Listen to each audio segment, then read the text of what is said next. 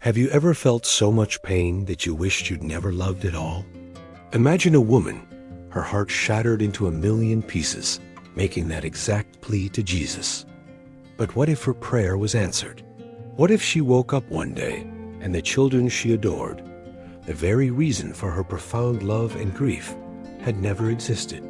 This is the story of Sarah, a woman who asked to erase love, only to discover the terrifying emptiness it left behind. Stay with me, because her journey will challenge everything you think you know about love, loss, and the true nature of God's grace. Have you ever prayed for something out of desperation, without thinking of the consequences? Tell me in the comments below, what's the most desperate prayer you've ever whispered? I'm curious to hear your stories. Sarah's life was once a symphony of joy. The laughter of her 3 children, Leo, Mia, and little Noah, was the music that filled her home. Her husband, David, was her rock, her partner in this beautiful dance of life. Their love was a fortress, seemingly impenetrable. She would often look at her family, a warmth spreading through her chest, and thank God for this perfect existence. She had everything she had ever dreamed of, a life painted in the vibrant colors of love and happiness. But life, in its unpredictable cruelty, can turn a symphony into a deafening silence. A sudden, vicious fear swept through their village. One by one, it stole her precious children. First Leo, her strong, adventurous boy. Then Mia, her sweet, artistic daughter. And finally, little Noah, her baby, whose life was just beginning. The laughter died, replaced by an agonizing void. The colors of her world faded to a desolate gray. David, consumed by his own grief, became a shadow of the man he once was, their shared fortress of love crumbling into dust around them. Each morning, Sarah woke to the nightmare of her new reality. The empty rooms, the silent toys, the clothes that still held the faint scent of her children, each one was a dagger to her heart. The pain was a physical entity, a weight on her chest that made it hard to breathe. Love, the emotion she once cherished, had become her tormentor. It was the source of this unbearable agony. Why, God? She would scream into her pillow. Why did you give me so much love, only to rip it all away? Her heart, once full, was now a hollow cavern echoing with loss. One night, driven to the edge of despair, Sarah fell to her knees. Tears streamed down her face, her body shaking with sobs. She looked up at the heavens, her voice a raw, broken whisper. Jesus, she pleaded, I can't bear this anymore. This love, it's killing me. Please, take it away. Take away the memories. Make it so I never knew them, so I never loved them. I would rather feel nothing than feel this. In that moment of absolute brokenness, she begged for the erasure of her greatest joys to escape her deepest sorrow. She closed her eyes, and a strange, cold peace began to seep into her soul as darkness enveloped her. The next morning, Sarah awoke to a strange quiet.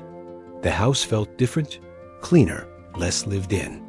She walked into the kitchen, and David was there, sipping coffee, a polite stranger in her home. Good morning, he said, his voice lacking the familiar warmth. There were no children's drawings on the fridge, no tiny shoes by the door. She looked around, a sense of confusion and unease growing within her. The house was just a house, not a home. When she looked in the mirror, she saw a woman with empty eyes, a face untouched by the deep lines of either or grief. As the day went on, the horror of her answered prayer began to dawn on her. She went to the market, and faces that once greeted her with sympathetic smiles now passed by with indifference.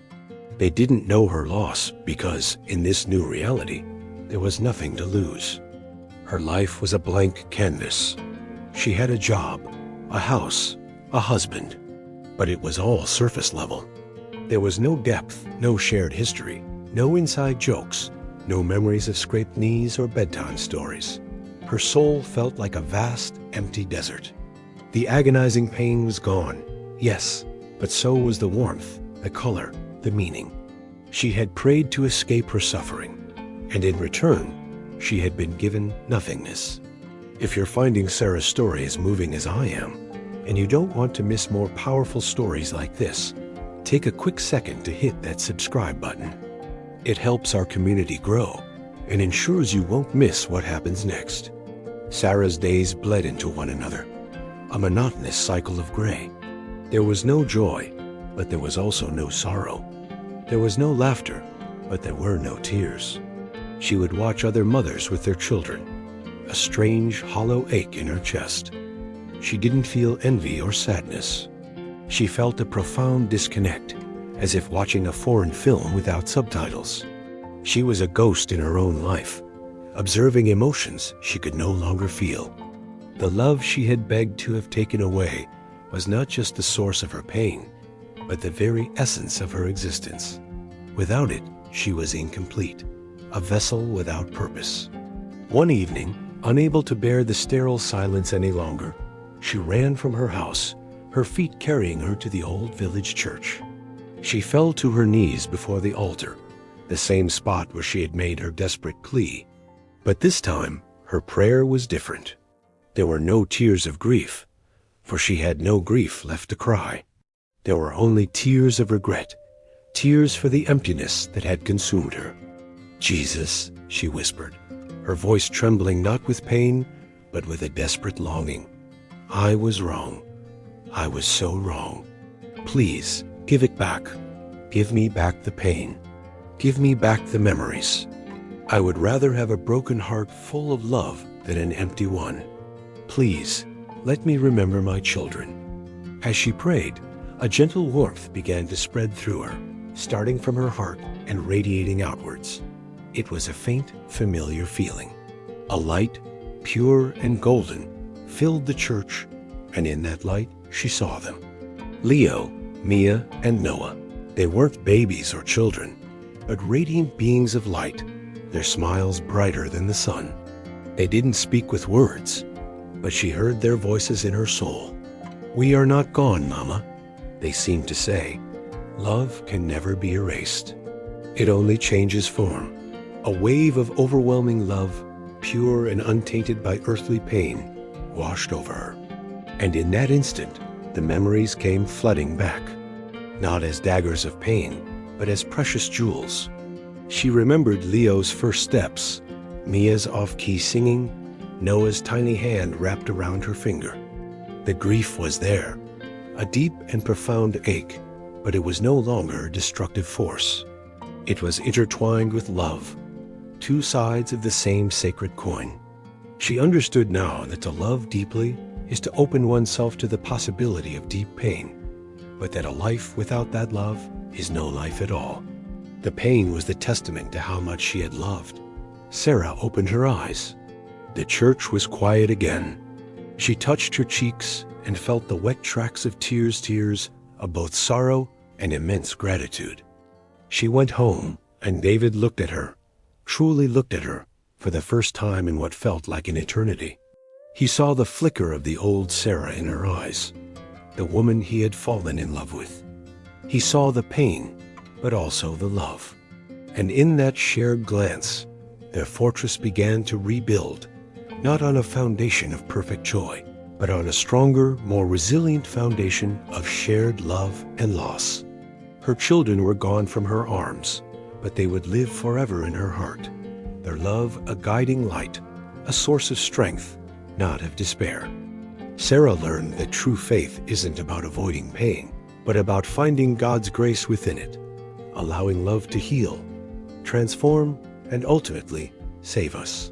Sarah's story shows us that even in our darkest moments, a prayer born of pain can lead to a profound revelation. Her journey through emptiness taught her the immeasurable value of love in all its beautiful and heartbreaking forms. If this story has touched your heart, please do us a huge favor and click that subscribe button. We're a community that explores faith and the human heart, and we would be honored to have you join us. Don't forget to hit the like button if you felt the power of Sarah's journey, and share this video with someone who might need to hear this message of hope today. Your support means the world, and helps us create more content that matters. But the journey doesn't end here. Have you ever wondered what happens when a prayer is not for yourself, but to change someone else's destiny? In the video appearing on your screen right now, we explore the story of a man who prayed for his rival to find God, with consequences he could never have imagined. Click on it now, and let's continue this journey of faith together. You won't want to miss it.